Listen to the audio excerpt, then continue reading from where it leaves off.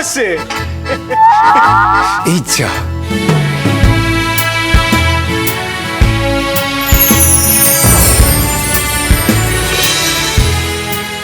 কুর্তির উপর একটা ওড়না নিতে পারতিস না?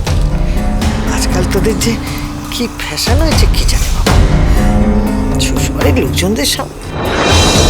কি বলছো তাকে? কর শ্বশুর বাড়ি।